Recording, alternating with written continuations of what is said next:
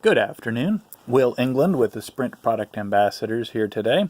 We just received in this fancy cardboard box, after a little bit of chasing around with the mailroom, our Note 8 from Samsung. This is the latest version of the Samsung Galaxy Note 8. It comes with 64 gigabytes of onboard storage. Today we're going to unbox the Note 8, compare it in size to the Galaxy S8, and then later today we'll look at a Spigen case for the Note 8. But first, the most important thing, what comes in this box? It's in your standard Galaxy Note box. Claims it comes with a Note 8, S Pen, SIM card, wall charger, a micro USB connector, stereo headset, USB connector, and paperwork. Now, we've already done the hard part of cutting the tape, so we can slide that off. Typical Samsung packaging, you open it up, and you have a gigantic slab of glass, which reflects our ceiling fan quite nicely. So I'll move that over a bit. Compared to the S8, it's nearly the same size, slightly larger, with squarer corners than the S8, but not much wider, so it should have a very good hand feel. It's always important when you're looking at a 6-inch plus phone is how well is it going to fit in your hands. If you like the S8, you'll probably like the Note 8. Coming up from there, has a convenient plastic tab to lift out the cardboard tray that the phone's in. Walking around the phone, we have a nice gray back. Appears to have not one but two cameras, flash, infrared sensor, and fingerprint sensor all across the back. If you're left-handed, the fingerprint sensor will fit just fine under your finger. It's aimed toward the left side. I'm sorry if you're right-handed. If you're left-handed and typically hold your phone in your right hand, you're going to have a bit more reach for the fingerprint sensor. So it's really targeted at the right-handed crowd. Going around the phone, we see on the bottom our speaker box, USB-C connector, and 3.5mm input-output jack. Fantastic. They didn't cut corners there. On the left side, you have your Bixby button and your volume rocker. Across the top, you have your SIM card and memory card output and a microphone. This can hold a SIM card, a micro SD card of several hundred gigabytes space, so you can put all the movies, music, and games you want on there as long as they support being loaded to a SIM card. On the right side, a single power button.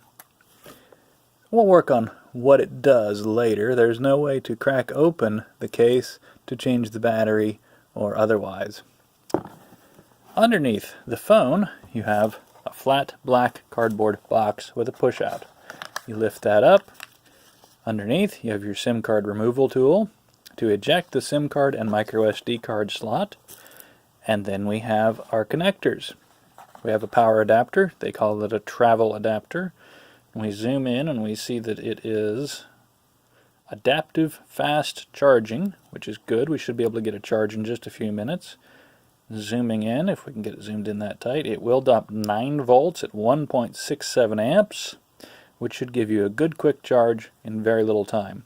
Takes a standard USB to USB-C cable. Don't have a USB-C cable? Well, it comes with one in the box. It also comes with a USB-C to USB connector. USB-B, that's confusing, and also for some reason a USB-C to USB connector, for whatever reason that.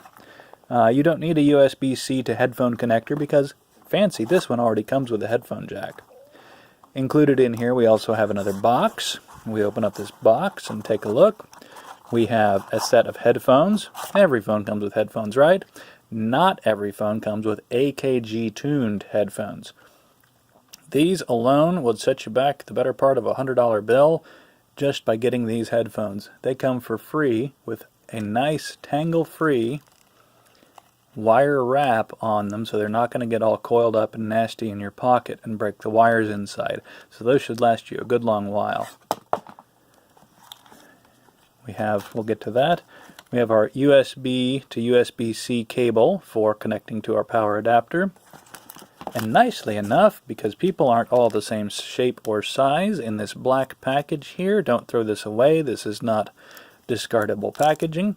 This is a set of different size ear tips for your AKG headphones.